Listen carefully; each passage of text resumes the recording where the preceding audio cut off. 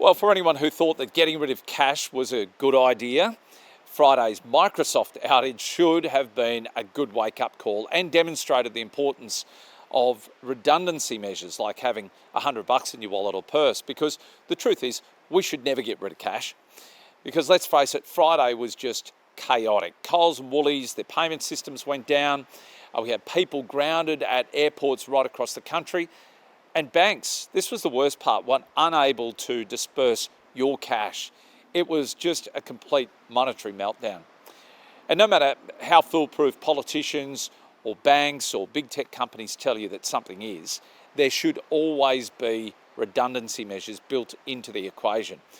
Which leads me to Queensland and more broadly Australia's energy security, because how long have we heard politicians tell us that we can run this country on solar and wind? Just trust us, they tell you.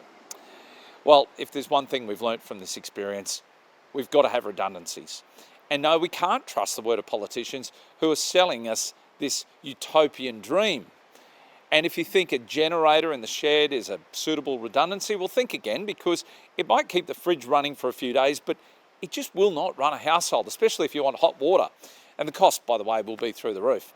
Queensland and the whole of Australia is sleepwalking into a catastrophic energy nightmare. It's going to be plagued with blackouts and long-term chaos, but that's only if we continue down this path of net zero that's been legislated by Labor and the LNP and, of course, the Greens here in Queensland.